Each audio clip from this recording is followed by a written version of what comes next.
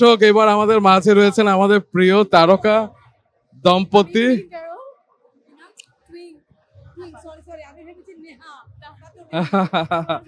ও হচ্ছে গিয়ে টুইঙ্ক, মানে হচ্ছে গিয়ে মুহূর্ত তৈরি করতে পারে। এবং আমাদের প্রিয় হাকিম ভাই রয়েছেন আমাদের মাঝে, আজিজুল হাকিম। এবং জানুয়ারি মাসটা নতুন বছর যখন শুরু হয়, আমরা সবাইকে বলি হ্যাপি নিউ ইয়ার, আর জিনাত ভাবি এবং হাকিম ভাই পরস্পরকে বলেন হ্যাপি অ্যানিভার্সারি। কারণ 1 জানুয়ারি হচ্ছে আমাদের বিয়ের দিন। আমাদের পরিচয় হয়েছে বাংলা নববর্ষের প্রথম দিন, আর আমরা বিয়ে করেছি ইংরেজি নববর্ষের প্রথম দিন। তো সুতরাং তুমি শুনতে পেয়েছো যে বাংলা নববর্ষে পরিচয় হয়েছিল এবং ইংরেজি নববর্ষে বিয়ে হয়েছে। অসাধারণ একটা টাইমিং। এবং আসলে বছরটা শুরু হয় আপনাদের দিয়ে, এবং সেই কারণে হয়তো আমরা ভালো থাকবার চেষ্টা করি, এবং আপনাদের দেখে না আমরা সবসময় ভালো থাকি, কারণ আপনাদের আলোটা একটু নিংড়ে নেওয়ার চেষ্টা করি। এবং আপনার পাশে একজন অসাধারণ লেখিকা রয়েছেন, এবং যার কাছ থেকে আমরা একটা সময় অনেক নাটক পেতাম, এখন পাই না আর কি, সেজন্য একটু আফসোস। আমি আসলে লিখছি নিয়মিত রোমান, কিন্তু সেটা হচ্ছে বাংলাদেশের বাইরে। এখন আছি আমেরিকার বিভিন্ন স্টেটে। আমি আসলে মঞ্চ নাটক নিয়ে মোটামুটিভাবে ঘুরে বেড়াচ্ছি রেগুলার। গত 5 বছর হলো ওখানে মঞ্চ নাটক লিখছি। তবে এর মধ্যে 2টো টেলিভিশন নাটক আমার প্রচার হয়েছে, আর আমি সামনে একটা সিরিয়াল লিখবো ঠিক করেছি। সেটাই বলেন, কারণ আমরা তো আমেরিকা ঘুরে ঘুরে আপনার নাটক দেখতে পারবো না, মঞ্চ নাটক, আমাদেরকে সেই সিরিয়ালটাই আমরা দেখতে দেখতে হবে। চাই।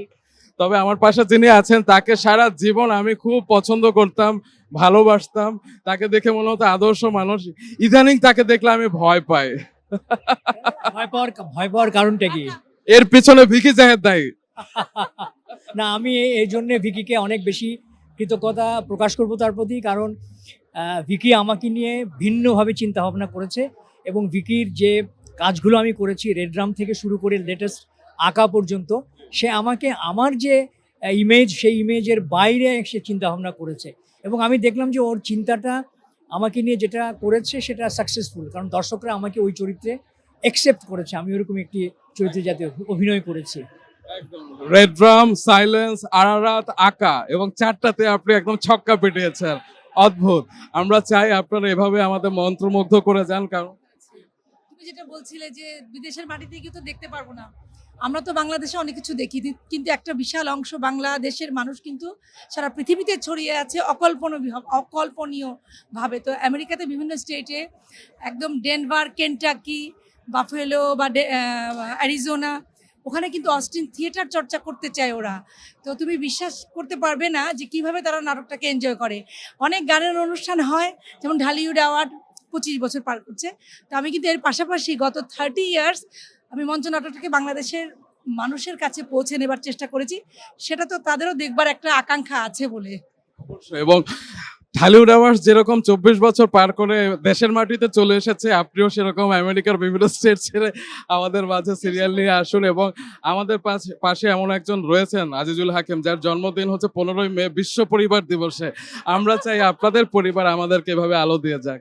হ্যাঁ, আমি আসলে পরিবার বলতে যেটা বুঝি সেটা হলো যে ব্যক্তিগত পরিবার নয়, স্বামী স্ত্রী নয়, বা দুজন পরিবারের সংমিশ্রণ নয়।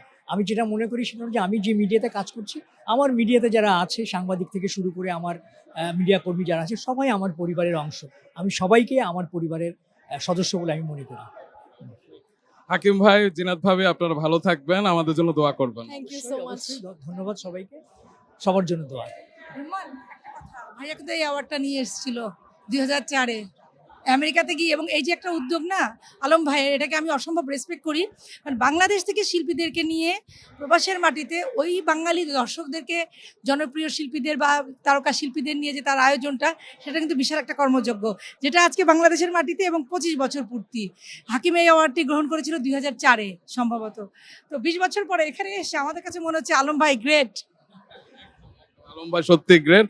হাকিম ভাই, আপনিও গ্রেটেস্ট, আপনি ভালো থাকবেন। So nice. Thank you.